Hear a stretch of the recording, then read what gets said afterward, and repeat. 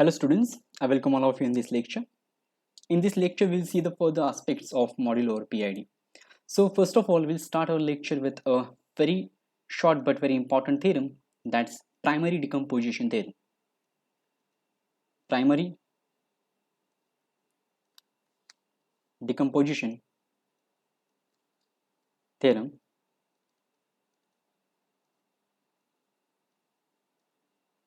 Okay, so let me write down the statement of this theorem. So let R be a PID. Let R be a PID and M be a torsion module, non-zero torsion module. So M be a non-zero torsion module with a non-zero annihilator, non-zero annihilator, say A, म्हणजे A हा M ला काय करतो, annihilate करतो. Okay, suppose A is equal to some unit p1 raised to alpha 1, p2 raised to alpha 2, dot dot dot so on, pn raised to alpha n. Okay, and let me consider some new modules. So and let ni is equal to say all elements from module such that pi raised to alpha I into x equal to 0. म्हणजे p1 race to alpha 1 ज्यांना 0 करतात, right, ते सगळे elements म्हणजे n1 मध्ये येतील. n2 मध्ये असे सगळे एलिमेंट ज्यांना p2 रेस टू अल्फा 2 0 करतो, राईट, सो ऑन. n मध्ये असे सगळे एलिमेंट्स येतील ज्यांना p1 pn raise to alpha n 0 करतो. असे जर आपण मॉड्यूल्स तयार, सेफ सबसेट तयार केले, then this each subset is a sub module. Then ni is a submodule of m. ni is a submodule of m. Okay, with annihilator, obviously with annihilator pi raised to alpha I. Okay, and we have module m is equal to n1 direct sum n2 direct sum so on direct sum nn, right? Now the theorem is very easy to prove, right, because it completely depends on the idea of co-maximal ideals and elementary divisors, right? So let me start the proof of this theorem.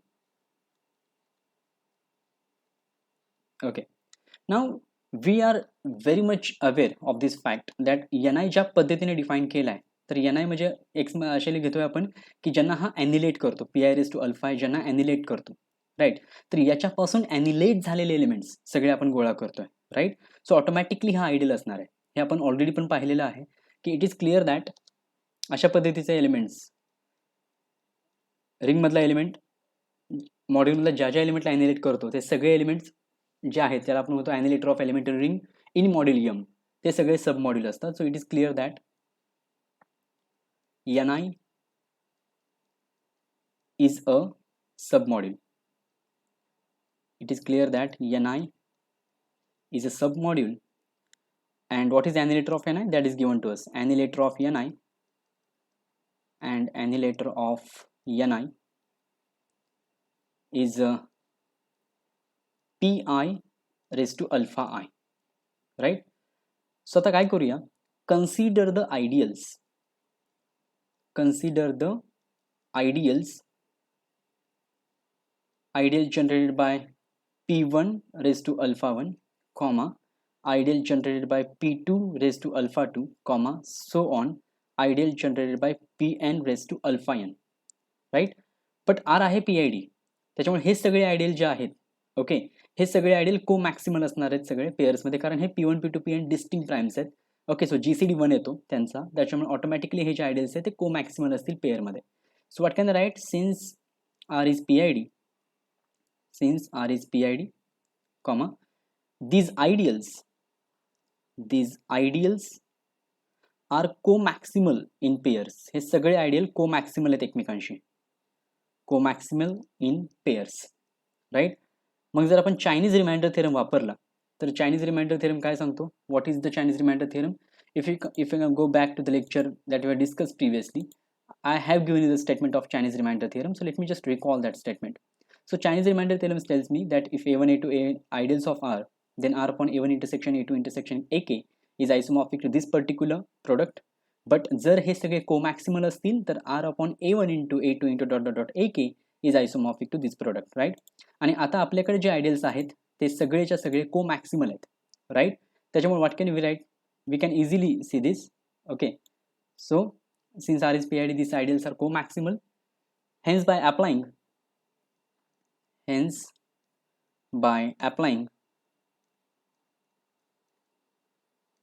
Chinese remainder theorem,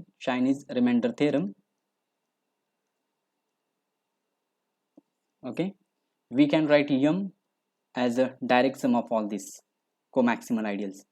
N1 direct sum, N2 direct sum, Nn, where what is annihilator of Ni?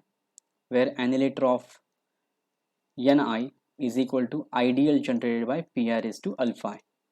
So that is the primary decomposition theorem, which completely depends on Chinese remainder theorem and co-maximal ideals. Now we are going to witness a very important theorem. Okay, so that theorem is a uniqueness of fundamental theorem that we have proved in the last lecture. So now we are going to discuss fundamental theorem. Particularly we are going to discuss its uniqueness. आपण discuss करणार आहोत त्याचा uniqueness fundamental थेरमचा. So दोन प्रकारचे theorem आपण पाहिलेत, एक म्हणजे इनव्हॅरियंट फॅक्टर फॉर्म आणि दुसरं म्हणजे एलिमेंटरी डिवायझर फॉर्म. सो दोन्हीही युनिक असतात. म्हणजे काय? दी फायनाइटली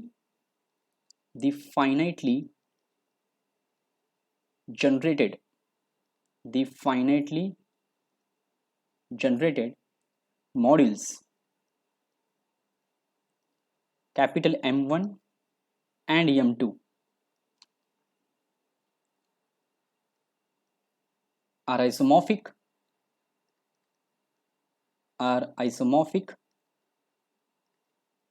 if and only if they have same rank, and same list of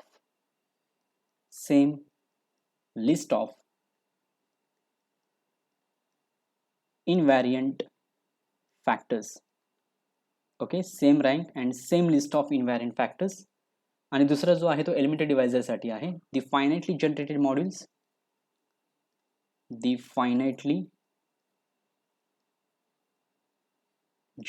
modules M1 and M2 are isomorphic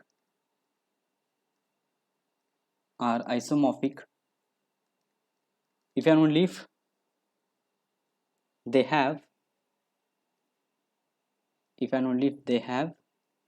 same list of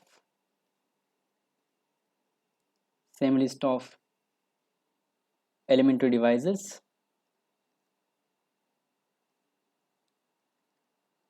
and Betti number.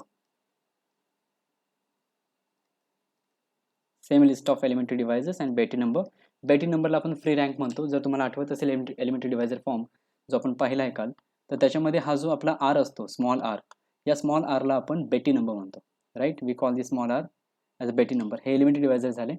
Okay, let me just show you that idea. Okay, so whenever we write M as a isomorphic to, let me just go to the statement. So M is isomorphic to R is to R. So this small r is called as a Betti number, right? And A1 A2 AN are called as invariant factors. So हा जो R आहे त्याला बेटी number म्हणतात किंवा त्याला आपण free rank सुद्धा म्हणतो. म्हणजे कारण तो पार्ट फ्री असतो आणि दुसरा जो पार्ट असतो तो टॉर्शन असतो. सो त्याला आपण फ्री म्हणतो. We call it as free rank, म्हणजे रँक ऑफ फ्री पार्ट त्यातला. So let's go for a proof of this. But याच्या प्रूफकडे जाण्या अगोदर आपल्याला काही लेमा लागणार आहेत. सो ते lemma we don't have proofs of them. Okay, so we'll just have the statements of them, right? So these lemmas are very crucial in the proof of these theorems. So let R be a PID. Let R be a PID and P be a prime in R and P be a prime in R. Prime in R. Okay. Let F equal to R upon ideal generated by P. Okay. So I can't say let, actually it is. So I will say then this is a field. कारण every prime element is irreducible in PID, त्याच्यामुळे हा irreducible झाला, so हा ideal maximal, त्याच्यामुळे ही field झाली, right. Okay. आता याच्यामध्ये तुम्हाला 3 पार्ट्स आहेत. त्याच्यामध्ये पहिला part, let M equal to R⁻R, म्हणजे फक्त फ्री पार्ट घेतला, M इक्वल टू R⁻R. जर असं असेल तर त्या केसमध्ये M upon P into M is isomorphic to F⁻R. Okay. Second part जो आहे तो असा आहे की लेट M इक्वल टू, आता सायक्लिक मॉड्यूल घेतलाय, म्हणजे टॉर्शन जो पार्ट असतो तो R upon ideal generated by A, where A is non-zero element of R. then या केसमध्ये M upon PM, P into M is isomorphic to, this is isomorphic to field जर P A ला divide करत असेल तर, right, आणि it is equal to 0 if P does not divide A, obviously in R, कारण हे सगळे elements R मधले आहेत. आणि तिसरा जो पार्ट आहे याच्यातला तो आहे third part, let M equal to, आता हे सगळे जे फ्री मॉड्यूल्स आहेत, सॉरी हे सगळे जे टॉर्शन मॉड्यूल्स आहेत त्यांचं डायरेक्ट सम घेतली आहे. So R upon ideal generated by A1 direct sum, R upon ideal generated by A2 direct sum, so on direct sum R upon ideal generated by AK घेतलाय, right, where suppose P divides AI. असा P divides AI असेल तर दिस आयसोमॉर्फिक to F ना, इथं लिहिले आपण, P जर A ला डिवाइड करत असेल तर या पद्धतीचं मॉड्यूल हे F ला आयसोमॉर्फिक असतं. सो हे आता P A1 ला डिवाइड करतो म्हणजे हे आयसोमॉर्फिक टू F झालं, हे पण आयसोमॉर्फिक टू F, हे पण आयसोमॉर्फिक टू F, म्हणजे M अपॉन PM. सो या केसमध्ये सिंपल आहे, then M upon PM is isomorphic to F⁻K असं. तर आता आपण आपल्या प्रूफकडे जाऊ. हा एक लेमा होता जो आपल्याला लागणार आहे प्रूफ करताना. Okay, so let me just jump to the proof now.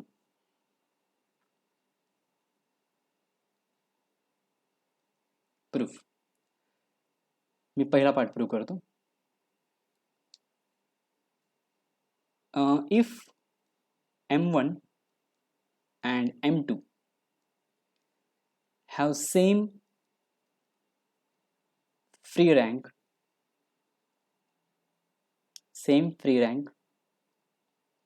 and same list of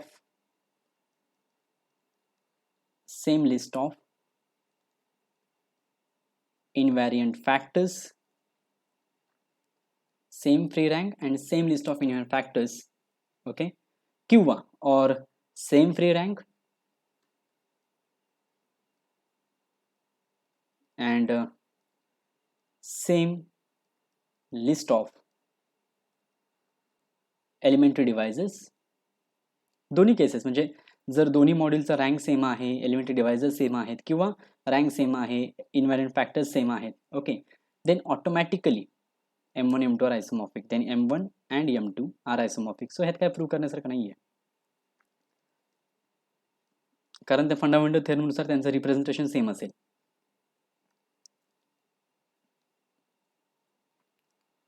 आयसोमॉर्फिक.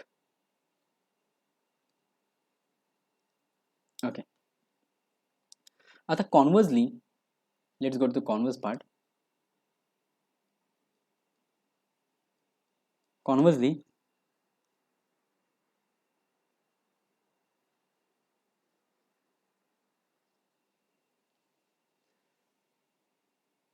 suppose that M1 and M2 are isomorphic. Conversely, suppose that M1 and M2 are isomorphic. समजा M1 आणि M2 काय आहेत, आयसोमॉर्फिक आहेत. ठीक आहे.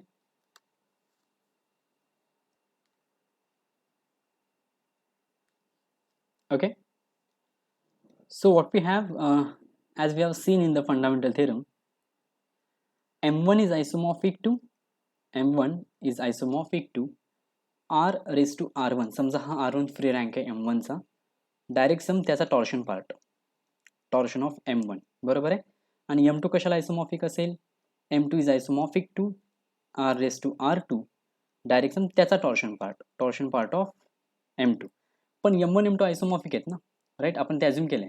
So M1 आणि M2 आयसोमॉर्फिक असतील तर त्यांचे टॉर्शन पार्ट्स पण आयसोमॉर्फिक असतील. But M1 is isomorphic to M2. So what this implies? This clearly implies torsion of M1 is isomorphic to torsion of M2. Right? So काय झालं?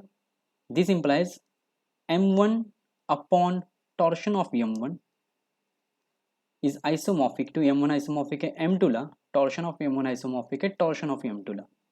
बट तुम्ही जर हे रिलेशन बघितलं तर M1 upon torsion of M1 म्हणजे R raised to R1 झाला, आणि M2 upon torsion of M2 म्हणजे R raised to R2 झाला. So this implies R raised to R1 is isomorphic to R raised to R2. Okay, but since R is PID, it is commutative. Since R is PID, comma, it is commutative.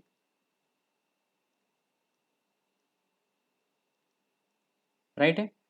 आणि आपल्याला माहिती आहे की and in commutative ring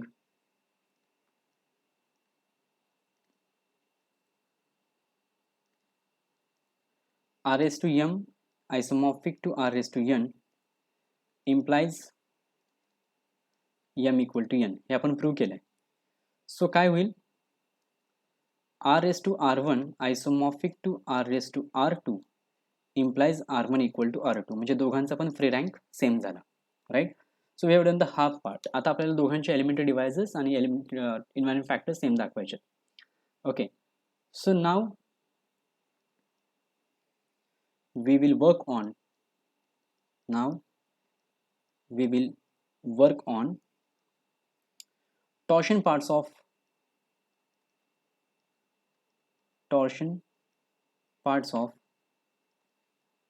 M1 and M2.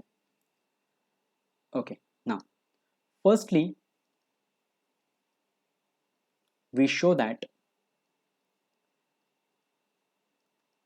दोघांचे आपण elementary divisors पहिल्यांदा same दाखवू. Firstly we show that elementary divisors of M1 and M2 are same. असं ॲज्युम करा की M1 आणि M2 चे elementary divisors, sorry, we have to prove that की M1 आणि M2 चे एलिमेंटरी डिव्हायसेस सेम आहेत. सो त्याच्यासाठी काय करा, पहिल्यांदा एक प्राइम फिक्स करा. Let P be the fixed prime. एक प्राइम फिक्स करा, ठीक आहे. आणि त्याच्यासाठी जे काही सब मॉडेल मिळेल त्याचे एलिमेंटरी डिव्हायसेस सेम दाखवा, म्हणजे ऑटोमॅटिकली सगळ्या प्राइमचे सब मॉडेल सेम होतील करस्पॉन्डिंग. सो ऑटोमॅटिकली सगळे एलिमेंटरी डिव्हायसेस सेम होतील. सो कन्सिडर हा जो P आहे, so consider P primary sub module of M1. P primary sub module of M1. P primary sub module of M1 म्हणजे जे आपण primary decomposition थेरममध्ये केलं, sub module with annihilator equal, annihilator काय असतो, ideal generate by P. Okay, म्हणजे P हा त्याला ज्यांना ज्यांना ॲनिलेट करतो ते सगळे एलिमेंट्स म्हणजे P primary sub module. So P primary sub module of M1 घ्या आणि दुसरं P primary sub module of M2 घ्या. Consider P primary sub module of M1 and P primary sub module of M2. आता दोन्ही P primary, एक M1चं एक M2चं, but M1 M2 आयसोमॉर्फिक आहेत त्याच्यामुळे हे पण सगळं आयसोमॉर्फिक असणार. Okay, clearly these submodules are isomorphic. कारण M1 M2 आयसोमॉर्फिक असल्यामुळे हे पण सबमॉड्यूल्स काय असणार, एकमेकांना आयसोमॉर्फिक असतील. आता आपण सगळ्यासाठी प्रूव्ह करण्यासाठी आपण काय करूया की P प्रायमरी सबमॉड्यूल जे आपल्याला मिळाले त्याचे इन्व्हायरमेंट त्याचे एलिमेंटरी डिव्हायसेस सेम आहेत दोघांसाठी हे दाखवूया. म्हणजे ऑटोमॅटिकली आपण तो रिझल्ट एक्सटेंड करू शकतो सगळ्या एलिमेंटरी सगळ्या पी प्रायमरी सब मॉड्यूलसाठी. Okay, now we will show that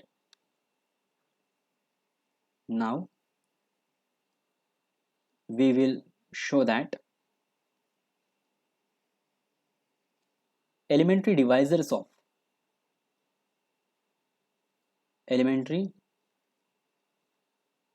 divisors of these p primary submodules are same. These p primary submodules are same. हे पहिल्यांदा दाखवूया आणि हे दाखवायचं आपण induction are same. Okay, we will do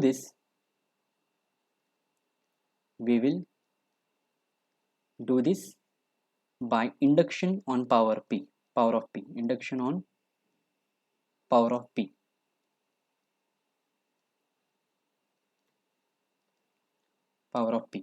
ठीक आहे, कसं ते बघा. हां, पहिली केस, if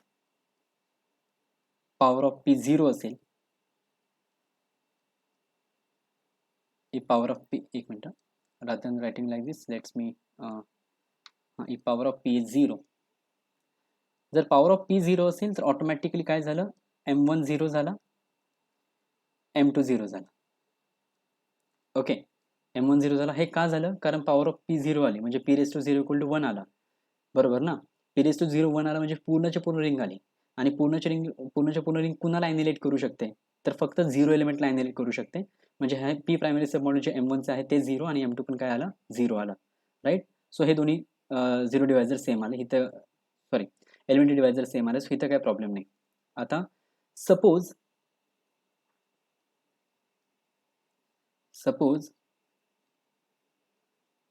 elementary divisors of m1 कशा आहेत बघा, ते p so on p how many times, m times. ठीक आहे, आणि नंतर p1 raised to alpha 1, बाकीचे p2 raised to alpha 2, so on. एक मिनिट, p1 p2 नाही, p's घेऊया, p ची पहिली पॉवर, नंतर p raised to alpha 1, p raised to alpha 2, so on p raised to alpha s. ठीक आहे, आता हा जो आहे p तो किती टाइम्स आहे, m टाइम्स. ओके, आणि ह्या पॉवर सगळ्या 2 किंवा 2 पेक्षा जास्त आहेत, where 2 is less equal alpha 1, okay, less equal alpha 2, less equal so on alpha s. अशा पद्धतीने ह्या पॉवर्स घेतल्या आपण. हां,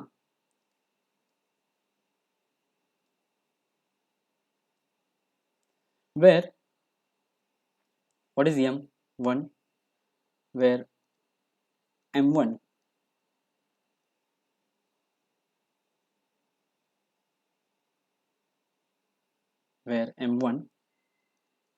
is direct sum of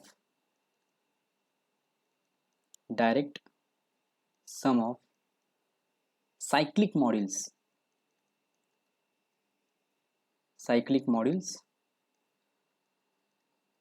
whose generators are, कारण आता हे तुम्हाला काय होणार आहे, हा पी घेतला तुम्ही elementary divisor, right. So idea कशी डेव्हलप होते मी तुम्हाला सांगतो. हा पी घेतला तुम्ही एलिमेंटरी डिवायझर, त्याच्यापासून जनरेट झालेला आयडियल तुम्ही घेणार आहे, तो ज्याला ॲनिलेट करेल, अशा पद्धतीने तुम्हाला एक सायक्लिक मॉड्यूल मिळालं.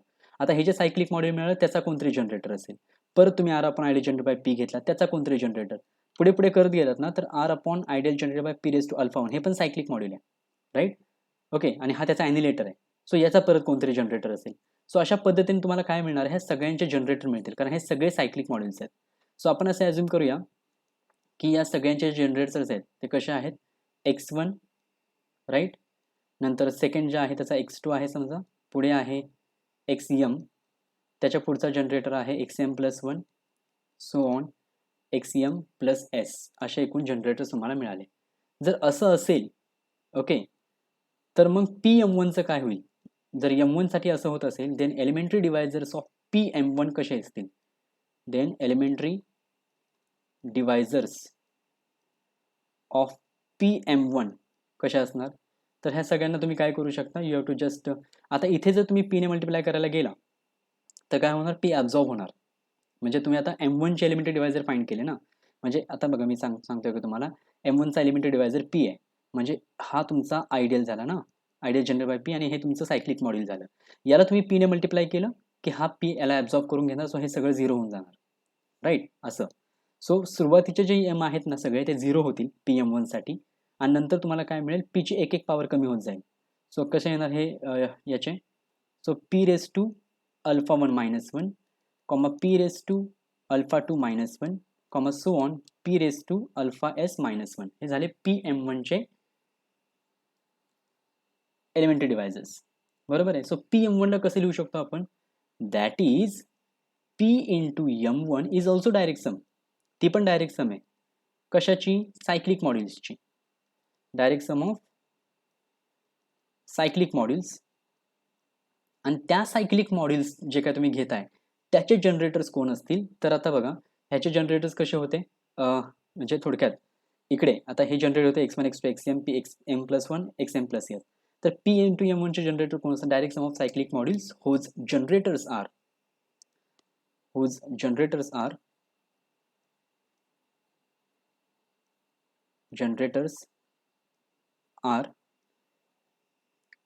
p into x1, p into x2, so on p into xm, okay. नंतर p into xm plus 1, so on p into xm plus s. हे झाले त्याचे जनरेटर. आणि ॲनिलेटर कोण असणार, अँड ॲनिलेटर्स आर ॲनिलेटर्स. आता मी तुम्हाला सांगितलं की पहिल्या एम टाइम्स काय होत आहे की पे ॲब्झॉर्ब होऊन जातोय, त्याच्यामुळे पी कॅन्सल झाला तर 1 येईल तुमचा. सो ॲनिलेटर कोण असणार, आयडियल जनरेट बाय 1, म्हणजे पूर्णचे पूर्ण रिंग. दुसऱ्यांदा पण ideal generate by 1, M times ideal generate by 1. नंतर असेल P raise to alpha 1 minus 1.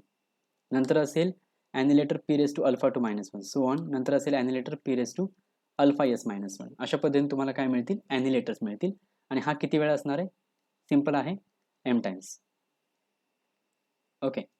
आता त्याच केसमध्ये जर मी M2 कडे गेलो तर M2 साठी मी लिहितो आता, also let elementary divisors of M2 equal to, आपण असे घेऊया, P P so on P. समजा हा P आहे n times, sorry m times आपण वरती घेतला ना, सेम असेल असं नाही, आपल्याला दाखवायचं आहे ते. सो हा n टाइम्स घ्या सुरुवातीला, आणि नंतर समजा तुम्ही घेतला p raise to beta 1, p raise to beta 2, so on p raise to beta t. पण ह्या पुढच्या पॉवर ज्या आहेत त्या 2 पेक्षा जास्त पाहिजेत, where 2 less equal beta 1, beta 1 is less equal beta 2, beta 2 is less equal so on less equal beta t. हे अशा झाल्या अशा पॉवर्स. मग एलिमेंटरी डिवायझर्स काय येणार, p इंटू M2 चे. Then elementary divisors of p into M2 काय येतात, r. आता ह्याचे elementary divisors p into M2 चे, p ने मल्टिप्लाय करता मी तुम्हाला मगाशी पण सांगितलं की p ॲब्झॉर्ब होणार आहे, त्याच्यामुळे पहिले तुमचे दिसणार नाहीत तुम्हाला काय दिसतील, फक्त p raise to beta 1 minus 1, एक p गेला, p raise to beta 2 minus 1. तुम्ही म्हणाल p जातो कसा, कारण याच्यासाठी करस्पॉन्डिंग जो सायक्लिक मॉडेल ते असं असतं, r upon ideal generate by p raise to beta 1. त्याला p ने मल्टिप्लाय केले की एक p निघून जातो, म्हणून ते तसं दिसतंय तुम्हाला, right. So on p raise to beta t minus 1, बरोबर असं होणार आहे.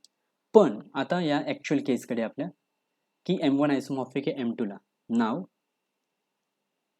M1 कशाला आयसोमॉर्फिक आहे, M1 आयसोमॉर्फिक आहे M2 ला, बरोबर आहे. सो दिस इम्प्लाइज PM1 आयसोमॉर्फिक असेल PM2 ला. ओके. पण PM1 मध्ये प्राईमची पॉवर कमी झाली, बरोबर ना, कोणापेक्षा, M1 M2 पेक्षा. सो तुम्ही इंडक्शन हायपोथेसिस वापरू शकता, बरोबर आहे. But since power of primes in PM1 okay and PM2 ह्या दोन्हीही मॉड्यूल्समध्ये are less than are less than powers of P in M1 and M2. So induction hypothesis वापरू शकतो आपण. बाय इंडक्शन हायपोथेसिस PM1 आणि PM2 चे elementary divisor same असणार. By induction hypothesis elementary divisors of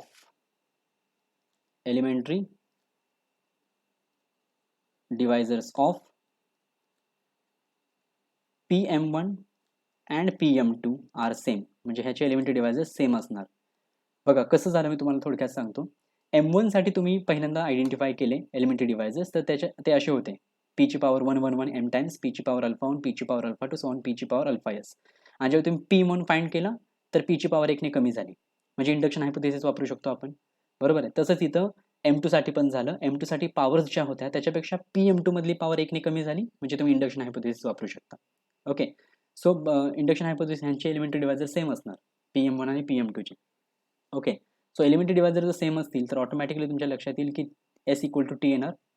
तिकडे जेवढ्या वेळा अल्फा 1 अल्फा 2 अल्फा एस होते, इकडे बीटा 1 बीटा 2 बीटा टी, म्हणजे टी टर्म्स वरती एस टर्म्स सेम असणार आणि अल्फा इक्वल टू बीटा आहे, सगळ्या पॉवर्स पण सेम येणार.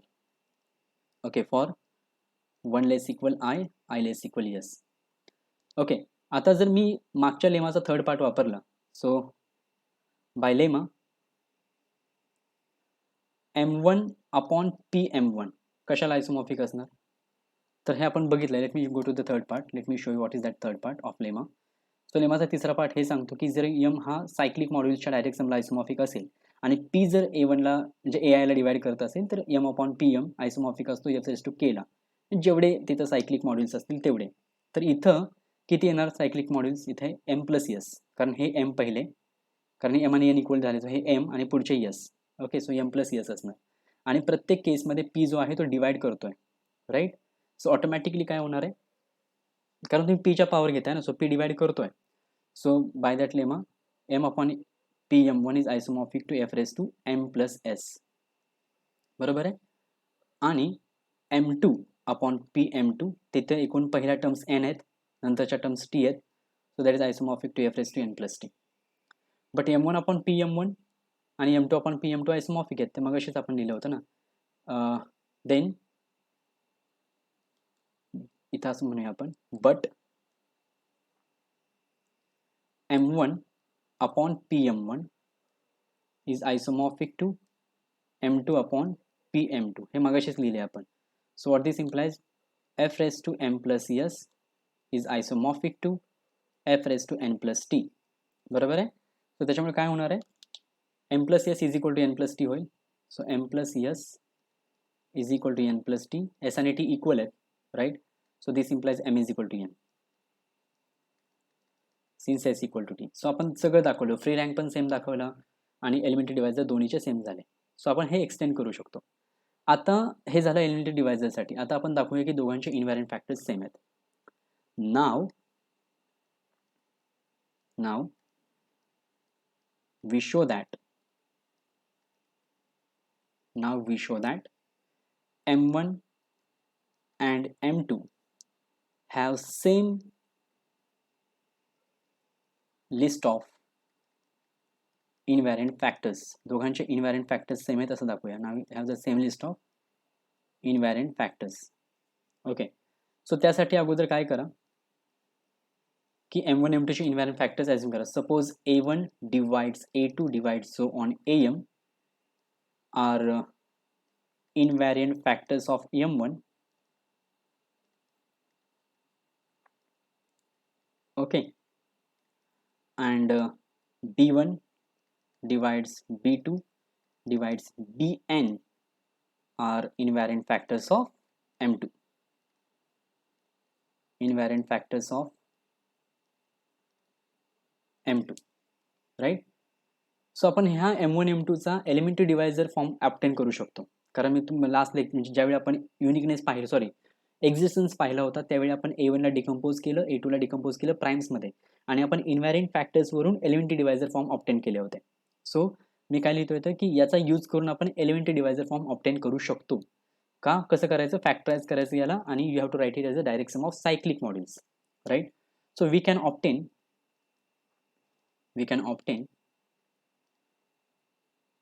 elementary divisor form of M1 and M2 by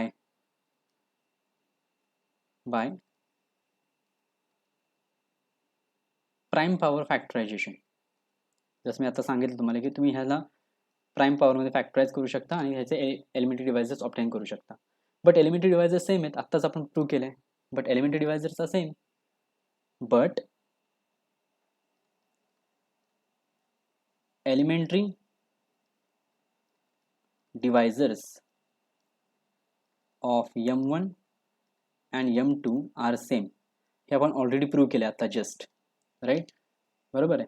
त्याच्यामुळे होणार काय की आपण इन्व्हॅरियंट फॅक्टर कशा पद्धतीने मिळवू शकतो. Now we obtain invariant factors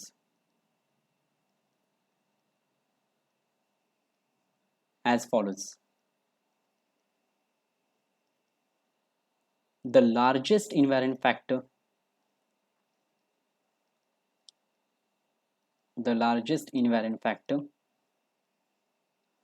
is product of largest powers of distinct primes. Largest power of distinct primes. The second largest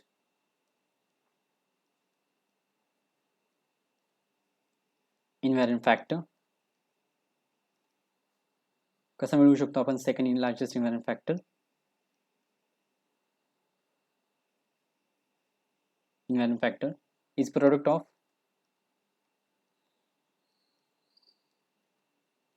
second largest powers of next largest powers of distinct primes.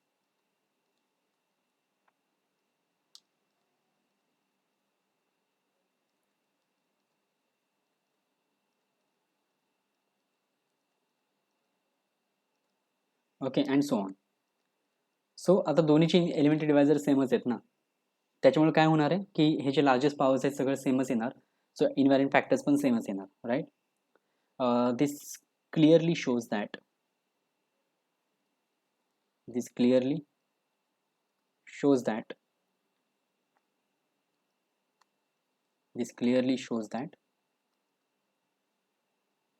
invariant factors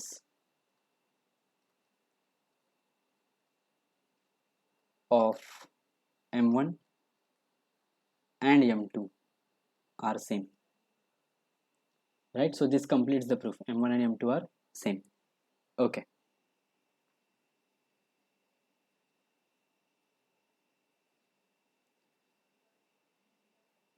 Fine, no problem.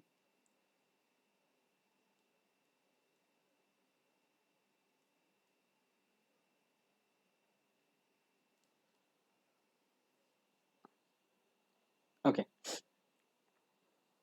So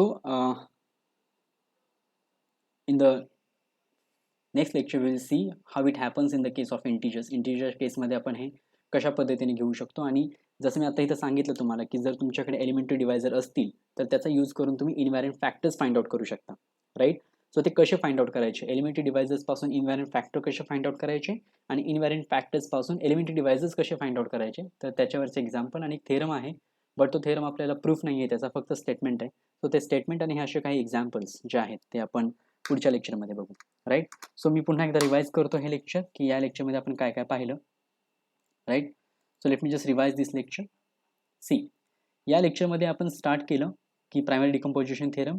primary decomposition थेरममध्ये आपण काय करतोय की ए घेतोय, आपण एला factorise करतोय आणि त्याचे जे फॅक्टर्स पडतायत त्या प्रत्येक फॅक्टरपासून आपण ॲनिलेट होणारे एलिमेंट्स फाइंड आउट करतोय. म्हणजे P1 रेस टू अल्फा 1 कुणाला ॲनिलेट करतो, ते सगळे म्हणजे P1 प्रायमरी सब मॉड्यूल म्हणजे N1, तसंच P2 प्रायमरी सब मॉड्यूल, असे सब मॉड्यूल फाइंड करतोय आणि आपण एमला त्या सगळ्या प्रायमरी सब मॉड्यूलच्या डायरेक्ट सममध्ये दाखवतोय. सो हा झाला प्रायमरी डिकम्पोजिशन थेरम. आणि नंतर आपण फंडामेंटल थेरमचा युनिकनेस दाखवला. युनिकनेस दाखवण्यासाठी आपण एक लेमा घेतलाय, या लेमाचे आपण काही पार्ट्स यूज केलेत खाली. जर M1 M2 आयसोमॉर्फिक असतील त्याच्या आधी जर M1 M2 चे फ्री रँक आणि इन्व्हॅरियंट फॅक्टर्स किंवा एलिमेंटरी डिव्हायजर सेम असतील, ऑटोमॅटिकली ते आयसोमॉर्फिक असतील. जर ते आयसोमॉर्फिक असतील, ओके, तर M1 असा लिहू शकता तुम्ही, M2 असा लिहू शकता. M1 M2 isomorphic, so torsion part isomorphic, so R is to R1, R is to R2 isomorphic, but free modules are isomorphic, then they have same rank. Okay, हे आपण प्रूव्ह केलंय कॉम्बिनेटिव्ह रिंगमध्ये. So R1 equal to R2 होणार आहे, so no doubt. So free rank same आहे. So फक्त आता torsion पार्टवर काम करायचं आहे. टॉर्शन पार्टवर काम करण्यासाठी आपल्याला एलिमेंटरी डिव्हायजर सेम दाखवायचे पहिल्यांदा, नंतर इन्व्हॅरियंट फॅक्टर्सकडे जाऊ. एलिमेंटरी डिव्हायजर सेम दाखवण्यासाठी आपण एक प्राइम फिक्स केला आणि त्या प्राइमचं प्रायमरी सबमॉड्यूल फाइंड आउट केलं.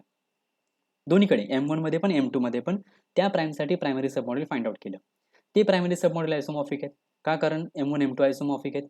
मग आपण या पर्टिक्युलर प्राइमसाठी जे काय आपल्याला एलिमेंटरी डिव्हायजर मिळतील प्रायमरी सबमॉड्यूलचे ते सेम दाखवायचे. सो त्यासाठी आपण इंडक्शन यूज केलं. जर प्राइमची पॉवर 0 असेल तर M1 ची व्हॅल्यू 0, M2 ची 0.